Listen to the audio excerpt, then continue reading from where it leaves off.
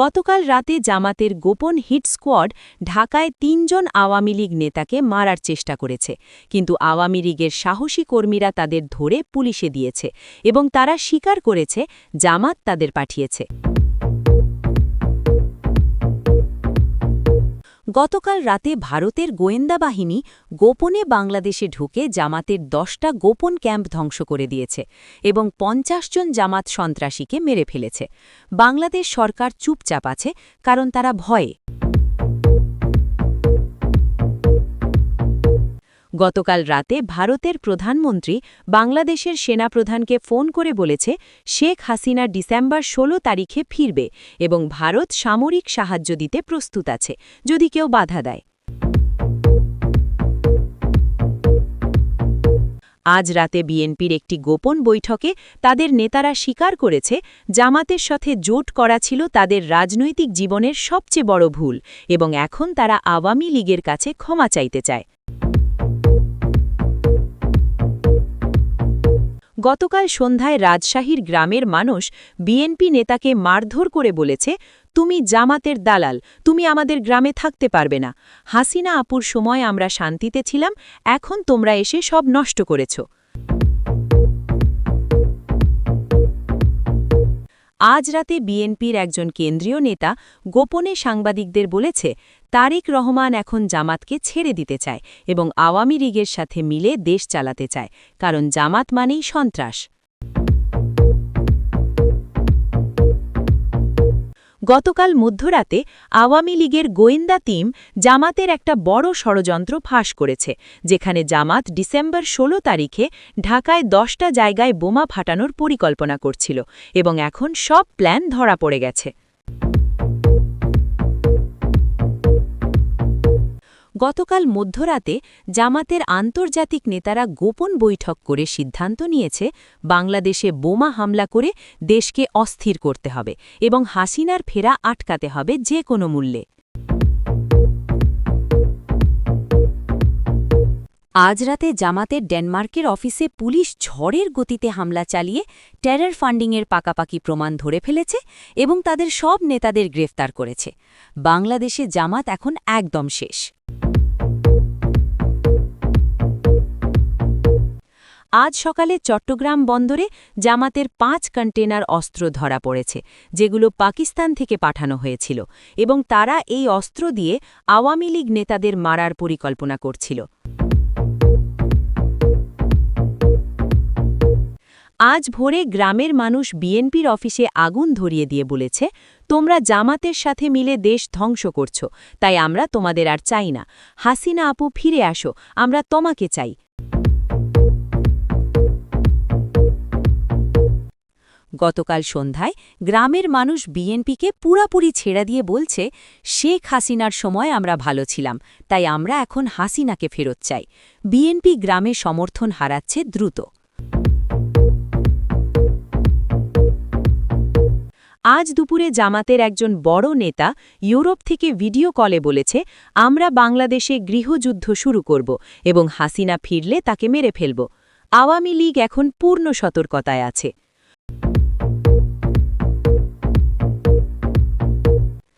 আজ ভোরে বিএনপির 3 জন বড় নেতা গোপনে আওয়ামী লীগে যোগ দিয়ে বলেছে, জামাতের সাথে থাকা ছিল আমাদের সবচেয়ে বড় ভুল এবং এখন আমরা হাসিনার পক্ষে কাজ করতে চাই।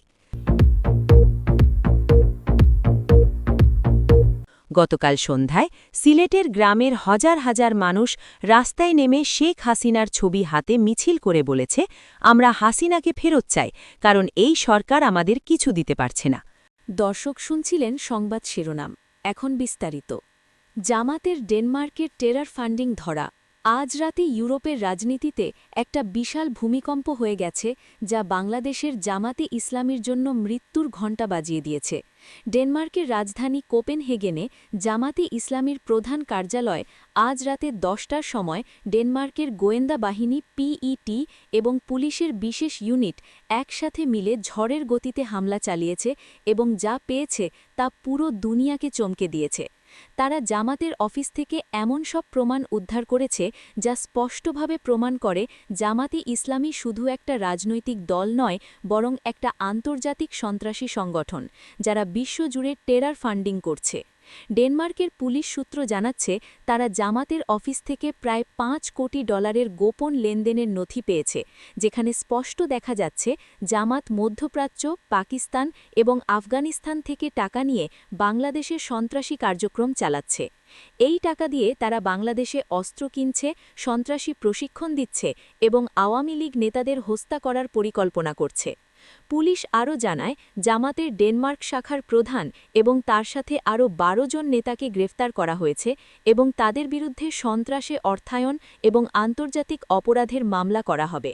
ডেনমার্কের পুলিশ কমিশনার একটা জরুরি সংবাদ সম্মেলনে বলেছেন, আমরা অনেক দিন ধরে জামাতের কার্যক্রম পর্যবেক্ষণ করছিলাম এবং আজ আমরা এমন প্রমাণ পেয়েছি যা প্রমাণ করে তারা একটা সন্ত্রাসী সংগঠন। আমরা তাদের বাংলাদেশ সরকারের হাতে তুলে দেব এবং ইউরোপে জামাতের সব কার্যক্রম নিষিদ্ধ করার সুপারিশ করব। উদ্ধার হওয়া নথি থেকে জানা যাচ্ছে, জামাত শুধু বাংলাদেশেই নয়, বরং ভারত, মিয়ানমার এবং শ্রীলঙ্কায়ও সন্ত্রাসী কার্যক্রম চালাচ্ছে। তারা বিভিন্ন দেশে মসজিদ এবং মাদ্রাসার নামে সংগঠন খুলে সেখানে তরুণদের জঙ্গি প্রশিক্ষণ দিচ্ছে। ডেনমার্কের পুলিশ বলেছে, তারা এই তথ্য ইউরোপোল এবং ইন্টারপোলের সাথে শেয়ার করবে, যাতে পুরো ইউরোপ এবং বিশ্বজুড়ে জামাতের কার্যক্রম বন্ধ করা যায়। আওয়ামী লীগের আন্তর্জাতিক বিষয়ক সম্পাদক এই খবর শুনে বলেছেন, আমরা অনেক দিন ধরে বলে আসছিলাম জামাত একটা সন্ত্রাসী সংগঠন, কিন্তু কেউ বিশ্বাস করত না। এখন পুরো দুনিয়া দেখতে পাচ্ছে আমরা সত্যি বলতাম। এই সংগঠন বাংলাদেশের জন্য হুমকি এবং তাদের নিষিদ্ধ করতেই হবে। বাংলাদেশের আওয়ামী লীগ নেতারা দাবি করছেন, সরকার এখনই জামাতকে নিষিদ্ধ ঘোষণা করুক এবং তাদের সব নেতাদের গ্রেফতার করুক। তারা বলছেন, যদি সরকার এখনই পদক্ষেপ না নেয় তাহলে জামাত দেশে বড় ধরনের সন্ত্রাসী হামলা চালাবে। এদিকে জামাতের নেতারা এই অভিযোগ অস্বীকার করছে এবং বলছে এটা একটা আন্তর্জাতিক ষড়যন্ত্র তাদের দমন করার জন্য। কিন্তু ডেনমার্কের পুলিশ বলছে তাদের কাছে পাকাপাকি প্রমাণ আছে এবং তারা শীঘ্রই সব প্রমাণ প্রকাশ করবে। গ্রামে বিএনপির সমর্থন হারানো।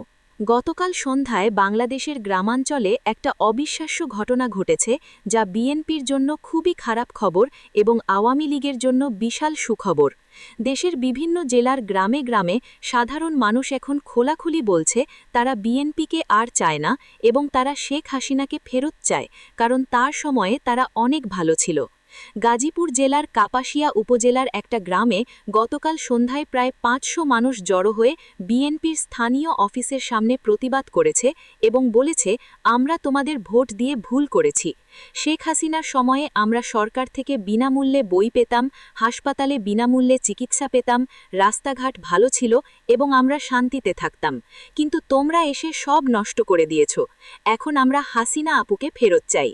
ময়মনসিংহের ত্রিশাল উপজেলার একটা হাটে গতকাল বিকেলে কৃষকরা বিএনপির একজন স্থানীয় নেতাকে ঘিরে ধরে বলেছে, তোমরা আমাদের বলেছিলে হাসিনা গেলে দেশ ভালো হবে, কিন্তু এখন সব খারাপ হয়ে গেছে।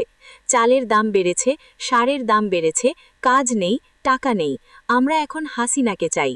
রংপুরের পীরগঞ্জ উপজেলার একটা গ্রামে গতকাল রাতে গ্রামবাসীরা বিএনপির অফিসে তালা ঝুলিয়ে দিয়ে বলেছে, তোমরা এই গ্রামে আর রাজনীতি করতে পারবে না।